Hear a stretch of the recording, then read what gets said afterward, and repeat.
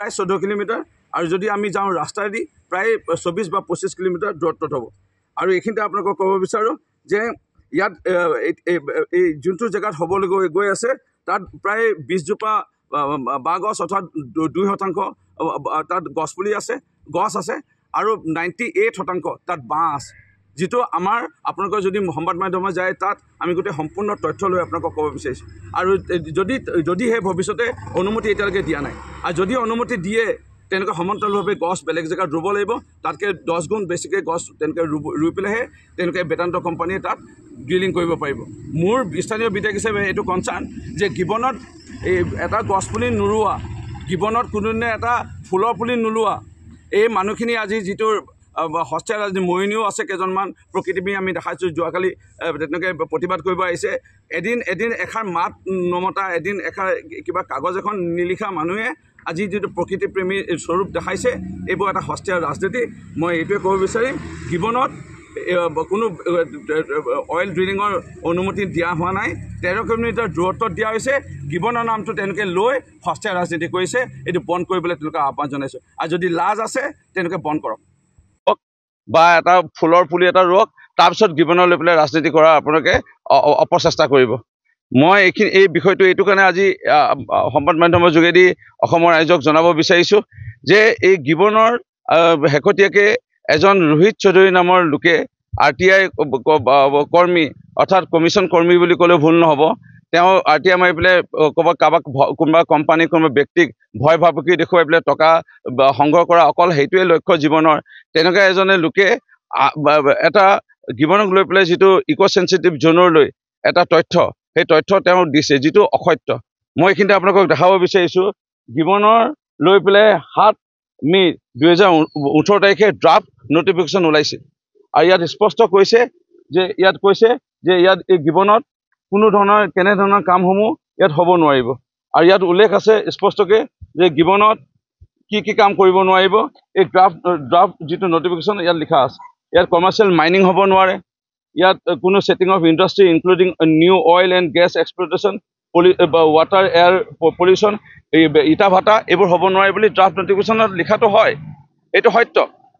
কিন্তু উল্লেখযোগ্য যে তাৰপিছত 60 দিন এটা সময় দিয়ে। অসম চৰকাৰে ইয়াত দায়িত্ব নাথাকে, কেন্দ্ৰ চৰকাৰে ইয়াত দায়িত্ব থাকে ইক' চেঞ্চিটিভ জ'ন ঘোষণা কৰাৰ ক্ষেত্ৰত। আৰু 7/5/2018 যেতিয়া ড্ৰাফ্ট নটিফিকেশ্যন ওলাইছিল, ৰোহিত চৌধুৰী নামৰ ব্যক্তিজনে যিটো হস্তীয়া ৰাজনীতি কৰিবলৈ গৈ সাংসদ গৌৰৱ গগৈ সেই তেখেতৰ বিষয়টোকে ড্ৰাফ্ট নটিফিকেশ্যনটোৱে এতিয়া পাব্লিছ কৰি পেলাই অসমৰ ৰাইজক আবুৱা ভৰি থাকিব বিচাৰিছে।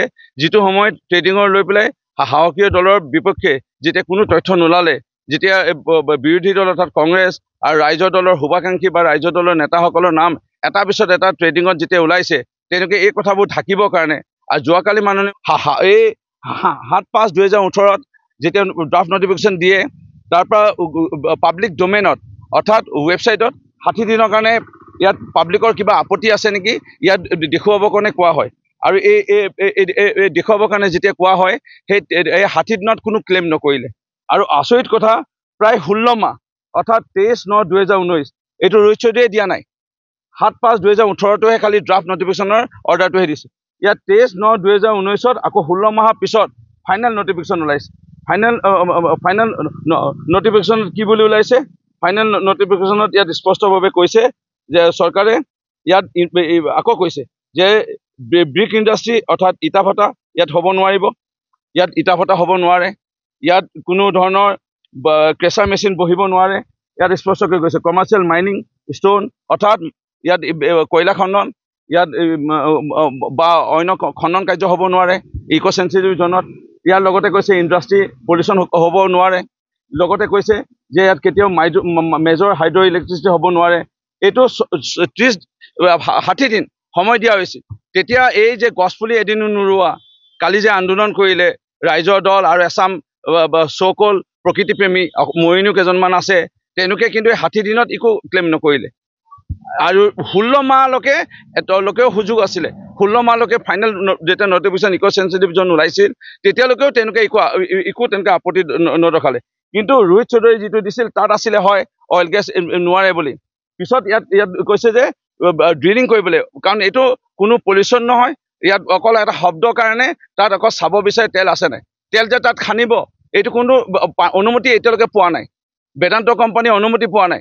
তেল হয়তো আমাৰ প্লেইনছ অৰ্থাৎ 14 কিলোমিটাৰ 15 কিলোমিটাৰ প্লেইনছৰ পৰাও তেল ওলাই আনিব পাৰে, য'ত প্ৰকৃতিৰ কোনো ক্ষতি নহ'ব, গছ গছনি কোনো কটা নাযাব। কিন্তু এই কথাবোৰ তেওঁলোকে স্পষ্টভাৱে বুজা নাই। ইয়াত কিন্তু যেতিয়া ফাইনেল নটিফিকেশ্যন ওলাইছে, পাব্লিকৰ যেতিয়া আপত্তি নাই, প্ৰকৃতিৰ সুৰক্ষাৰ কথা চিন্তা কৰি কেন্দ্ৰ চৰকাৰ, মোদী চৰকাৰ আৰু মাননীয় মুখ্যমন্ত্ৰী ডক্টৰ হিমন্ত বিশ্ব শৰ্মা চৰকাৰৰ যিটো প্ৰস্তাৱ দিছিলে, আমাৰ কিখিনি অসুবিধা হ'ব পাৰে, সম্ভাৱনা থাকে ইয়াত যদি বিভিন্ন ধৰণৰ ইয়াত যদি কাম কাজ কৰা হয়, তাত কিন্তু এইখিনি কাম আমাৰ কৰিলে আপত্তি আমাৰ চৰকাৰে কৈছে যে, আৰু যি বেদান্ত কোম্পানী এতিয়া অনুমতি পাইছে, এয়া ভৱিষ্যতৰ কাৰণে গাড়ী আমাৰ বাঢ়ি আহিছে বা আমাৰ বিভিন্ন ধৰণৰ ইণ্ডাষ্ট্ৰী বাঢ়ি আছে, তেল আমাৰ প্ৰয়োজন হ'ব।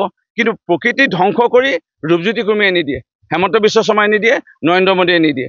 থাকিল কথা গিবন, এইটো গিবন আমাৰ নিজৰ হৃদয়ত আছে, গিবন আমাৰ নিজৰ হৃদয়ৰ এটা অংগ। এই গিবন আমাৰ শৰীৰৰ অংগ, হৃদয়ৰ অংগ। ইয়াত কোনো ধ্বংস হ'বলৈ কেতিয়াও ৰূপজ্যোতি কুৰ্মীৰ স্থানীয় বিধায়কো আমিতো নিদিওঁ, স্থানীয় কোনো হয়তো সংবাদ মাধ্যমে বা স্থানীয় ৰাইজ কোনো নিদিয়ে। কিন্তু এই আবহাৱা পৰা বিষয়বোৰ ইয়াত যিটো তেওঁলোকে আজি মানে ক'ব বিচাৰিলে, আজি এই বিৰোধী বা ৰাইজৰ দল বা কংগ্ৰেছৰ নেতৃবৰ্গই যিটো তেওঁলোকে আজি দেখিছে যে ট্ৰেডিঙত তেওঁলোকৰ মানুহ ফচি গ'ল, কংগ্ৰেছৰ ৰাইজৰ দলৰ শুভাকাংক্ষীসকল, তেওঁলোকে এই কথাবোৰ গাপ দিবৰ কাৰণে এই বিষয়বোৰ উত্থাপন কৰিব বিচাৰিছে। যিহেতু মোদী ডাঙৰীয়াৰ বিপক্ষে বা মাননীয় ডক্টৰ হিমন্ত বিশ্ব শৰ্মা ডাঙৰীয়াৰ বিষয়ে একো তথ্য পোৱা নাই। এইখিনিতে আপোনালোকক আমি মেপটো দেখাব বিচাৰিছোঁ।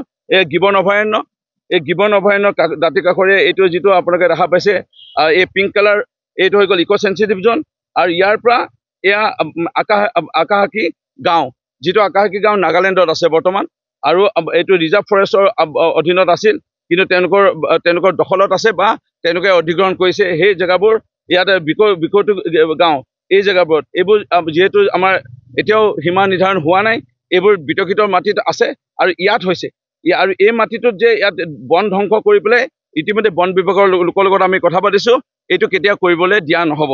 এইখিনিতে আপোনালোকক জনাব বিচাৰোঁ যে ইয়াত এৰিয়েল ডিষ্টেঞ্চ হৈ গ'ল 13 কিলোমিটাৰ, প্ৰায় 14 কিলোমিটাৰ, আৰু যদি আমি যাওঁ ৰাস্তাইদি প্ৰায় 24 বা 25 কিলোমিটাৰ দূৰত্বত হ'ব। আৰু এইখিনিতে আপোনালোকক ক'ব বিচাৰোঁ যে ইয়াত এই যোনটো জেগাত হ'বলৈ গৈ আছে, তাত প্ৰায় 20 জোপা বাঁহ গছ অৰ্থাৎ 2% তাত গছপুলি আছে, গছ আছে, আৰু 98% তাত বাঁহ আছে, যিটো আমাৰ আপোনালোকৰ যদি সংবাদ মাধ্যমত যায়, তাত আমি গোটেই সম্পূৰ্ণ তথ্য লৈ আপোনালোকক ক'ব বিচাৰিছোঁ। আৰু যদিহে ভৱিষ্যতে অনুমতি এতিয়ালৈকে দিয়া নাই, আৰু যদি অনুমতি দিয়ে তেনেকৈ সমান্তৰালভাৱে গছ বেলেগ জেগাত ৰুব লাগিব, তাতকৈ 10 গুণ বেছিকৈ গছ তেনেকৈ ৰুই পেলাইহে তেওঁলোকে বেদান্ত কোম্পানীয়ে তাত ড্ৰিলিং কৰিব পাৰিব। মৰিনীও আছে কেইজনমান প্ৰকৃতিপ্ৰেমী, আমি দেখাইছোঁ যোৱাকালি তেনেকৈ প্ৰতিবাদ কৰিব আহিছে। এদিন এষাৰ মাত নমতা, এদিন এষাৰ